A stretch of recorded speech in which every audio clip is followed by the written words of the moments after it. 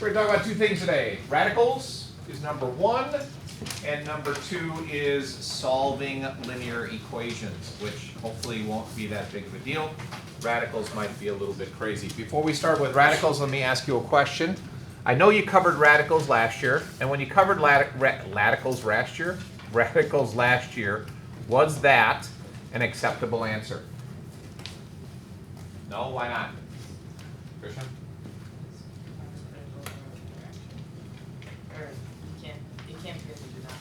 Can't have a radical in the denominator. Well, here's the variation of that. For us, that's quite all right. You're no longer going to have to rationalize denominators. If you'll recall, you would multiply this by the square root of 3 over the square root of 3, and that would give you the square root of 3 over 3. We're not going to do any of that. Radicals in the denominator for our purposes are fine. We don't care about it. It's extra work that we don't need to do because we're going to be busy doing other things. Okay, so let's go back to square one. We've got the square root of some number called a. It's called a radical. You got a radical symbol, which is the square root, and you've got the thing underneath called the, anybody? The radicand. So we'll start with something like the square root of 72. We want to be able to simplify radicals, and when we simplify radicals, it is not a matter of punching it into your calculator and copying down all 10 digits. It should have an answer that's an exact answer and still have a radical in it. Question? Answer? Answer. Go. 6 squared root of 2. How'd you do that? I knew that 36 goes into 72 twice. Not bad. Okay. So let's back up. He's got the, what'd you say, 6 squared to 2? Okay. So we'll do the work and then we'll see how he did. If you're sketchy on simplifying radicals, it's a pretty straightforward approach. You want to ask yourself, what goes into 72 that's a perfect square? Do you know the perfect squares? Yeah. What are they? 4, Michael? 4? 9, 9? 4, 9, 16, 25, 26, Uh-huh. 48, 49? 46, I understand. It happens. 64, 64? 81, 81? 100, Hondo?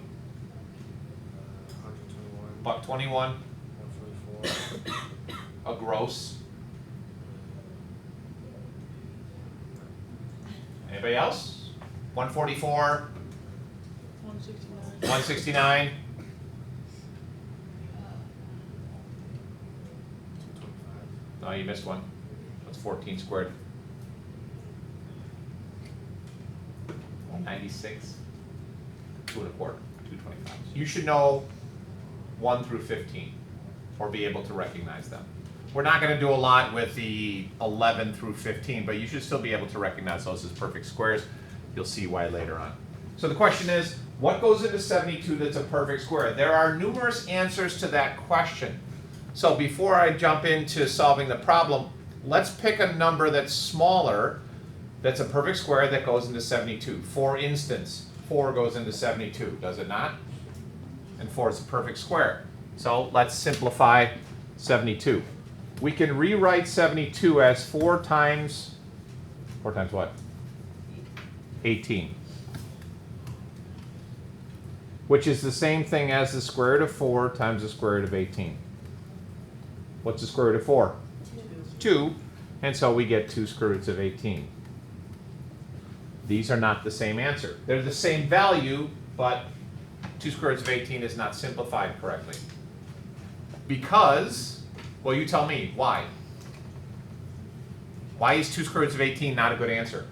Go ahead. Because there's a number that can go in 18 because of the square. And what is that number? 9. So you would do 2 square roots of 9 times 2, which is 2 times the square root of 9 times the square root of 2, which is 2 times 3 times the square root of 2, which, sure enough, 6 square roots of 2. Is this method wrong? No. No. It's just more work. So ideally, when you're breaking down radicals, you want to look for the biggest factor that's a perfect square. Because notice, if you realize that the square root of 72 is actually the square root of 36 times the square root of 2, you get 6 square roots of 2 and you're done. Same results, just a different approach to it. Okay. You're also going to have to figure out how many steps you need to make. Like for instance, if I was doing this, I would probably not do that step. I can realize that that's square root of 4 times square root of 18 and eliminate that step. I don't need to write it under the same radical. Okay. Same thing is true here. I would probably eliminate that step and go right to the square root of 9 times the square root of 3. We good? For some reason, common mistake that people make, if I have the square root of 9 times the square root of 2, they end up with 2 square roots of 9. I don't know why, but it just pops up all the time. When you take the square root of a number, the radical symbol disappears, and you're left with the square root of 9. So it's not that, it should be 3 square roots of 2. Also notice over here, when I took the square root of 9, I multiplied it by the 2 to get that 6. Please tell me you've all seen this before. Awesome. Please tell me you're experts at it. That wasn't a resounding yes, but we'll move on from there. Okay, so that's the first step, which is simplifying radicals. Whoops, wrong way. Let's look at the next step, and that next step is to perform operations using radicals. So we want to take 3 square roots of 2 and add to it 4 square roots of 2.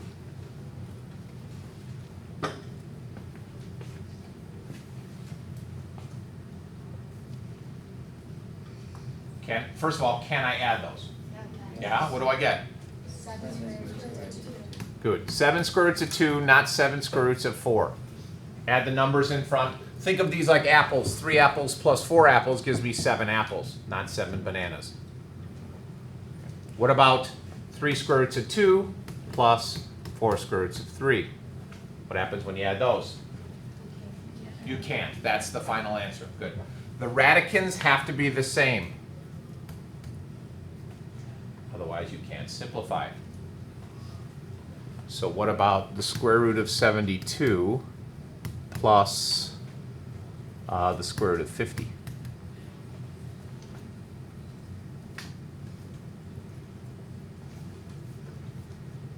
Not the same radicand, right? So you can't add them? Who's talking? Okay. They can simplify that. You can. We did the square root of 72 already. That's 6 square roots of 2. How does the square root of 50 simplify? I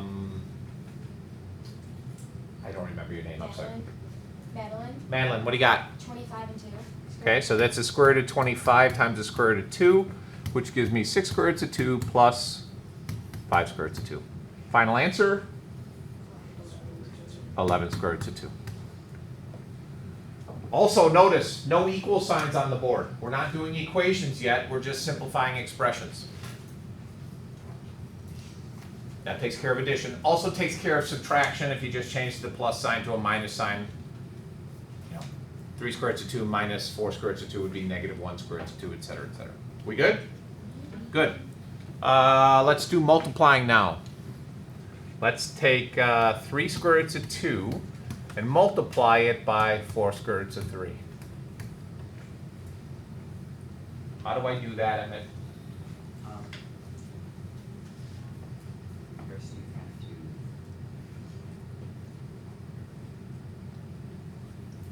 It's okay to admit you don't know. I don't know. Okay, that's all you got to say. Anybody else? Nobody? Well, we got a couple options. We could get, let's see, we could get 12 square roots of 9 plus square root of 8 square, I don't know. How do I multiply radicals?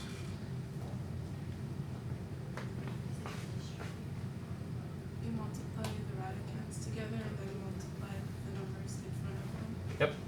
Multiply the numbers in front, also known as the coefficients, multiply the radicands. 4 times 3 is 12, square root of 6. After you get done with that, you want to check to make sure that that can't be simplified. This cannot because it has no factors that are perfect squares. Outside times outside, inside times inside.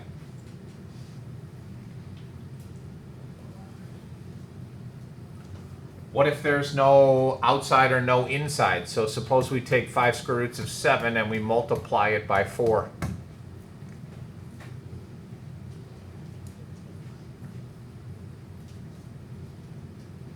You only multiply 4 and 5. Whoops, 20 square roots of 7.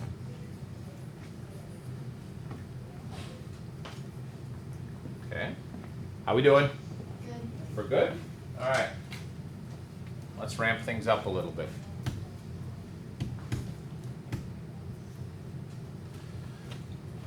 I'll come back to radicals in a second. I just want to make sure you know how to do this kind of math. Can you multiply this out? Do you know how to multiply two binomials together? Shell? Tell me. So you start with the firsts in the parentheses. Okay. So the x's. Yeah. And then you do the outer ones, so the x and the 2. And then you do the inners, so the -1 and the x, and then the -1 and the 2. That sounds strangely familiar like that. FOIL, right? That's what she's using. Everybody knows this, right? First, outer, inner, last. Okay, so in this case, x times x is x squared. 2 times x is 2x. -1 times x is -x. And -1 times 2 is, whoops, I forgot an x there, -2. So that gives me x squared minus x plus x, I meant, thank you. I knew somebody would be all over me if I made a mistake. Okay, you can do that, right? Good. So let's change it a little bit. Let's try this bad boy.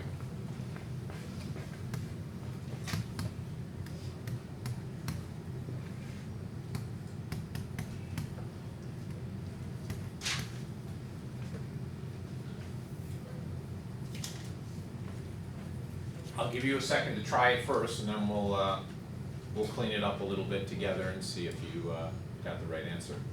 Still going to use the FOIL method.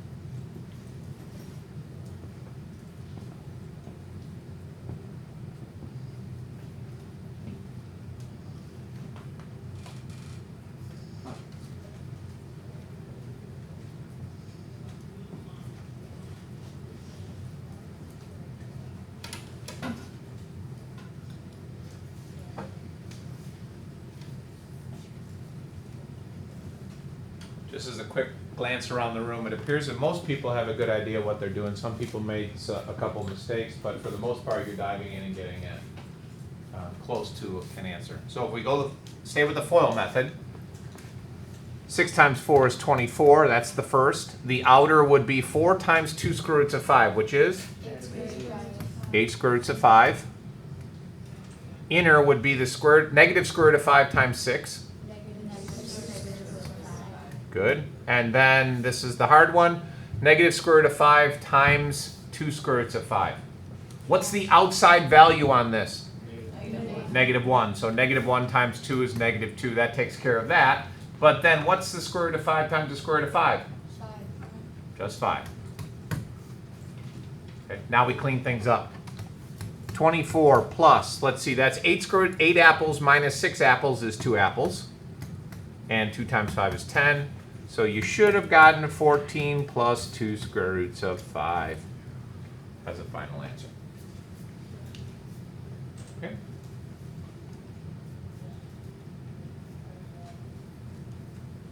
good? All right.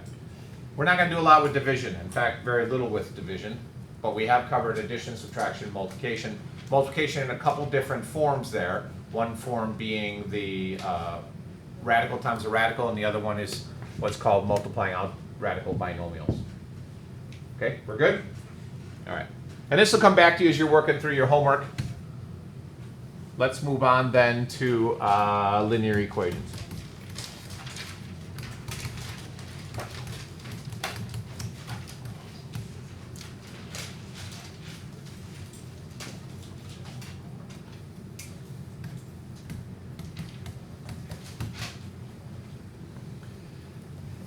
I'm going to go out on a limb here and say that I'm not going to waste your time talking about how to solve an equation like this. Is it safe to assume, because I know what happens when you assume things, is it safe to assume that you can all solve that equation? Yes. Good, that makes me happy. Let's look at something a little bit more interesting. Okay, so this is too boring. Let's try something like this.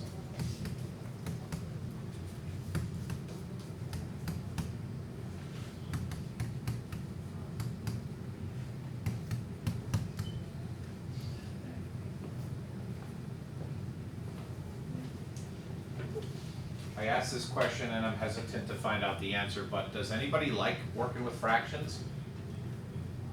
Thank goodness. There's like some whack job in class like, yeah, I love it. All I do all summer is fractions. I don't know why they have an accent like that, but they do. I don't like fractions either. You don't like fractions, I don't like fractions, we're on the same page.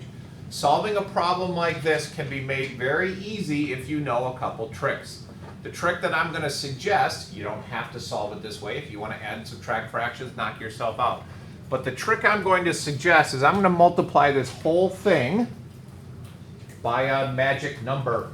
Hi. Hi, Michelle. Which Michelle? Right. Yep, she's here.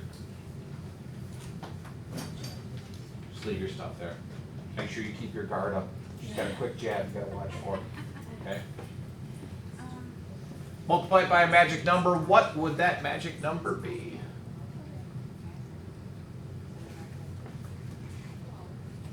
Well, 12. Why 12? Nicole, right? yeah, Why 12? because all of those numbers can multiply easily and equal. If you don't recognize that, then just multiply everything by 3. And then when you're done, multiply everything by 4. And then you'll be done with that. But if you want to get crazy, you could do 2 also. Why do we care about that? Because it's going to reduce or eliminate the denominators in all those fractions. So let's suppose we didn't realize it was 12, and I'm just going to dive right in by multiplying it by 3. 2/3 times 3 just gives me a 2x minus 9/4. That didn't help much, but I can come back to that. 3 times 1/3 is just 1, so that's x plus 3/2. I made some progress. I eliminated some of the denominators. Now, in this guy, I'm going to multiply by 4. So that gives me 8x minus 9 equals 4x. What's this going to be? 3/2 times 4? 6. Good. And now we've reduced that ugly fraction problem into a simple linear equation which you can solve. Again, you don't have to do it that way. If you want to torture yourself and work with fractions, then by all means knock yourself out. However, I would not endorse that approach. One less example.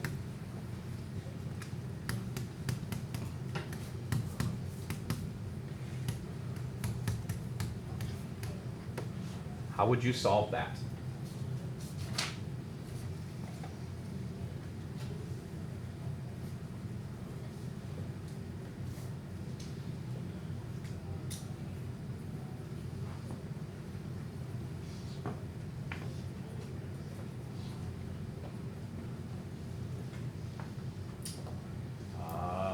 Let's start picking on some people. Deb, any ideas? No. No? No, we've heard enough out of you. Thank you, Nicole. Tell me your name again. Emily, Emily, what do you got? Any ideas? you would cross multiply. Love it. Is that the only way you can do it? No, No, what else could you do? Any other ideas? you could multiply them both by 12. Awesome. Two approaches to the same problem depending on how you want to operate. Because we have numbers in the denominators and not expressions, as she said, you could multiply both sides by 12. Basic rule of algebra. You can do whatever you want to one side of the equation as long as you do it to the other side of the equation. So she could multiply by 12, just like we did over there. Or, as she mentioned, cross multiply.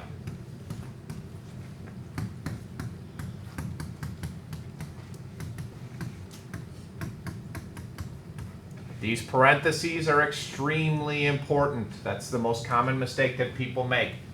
They do this.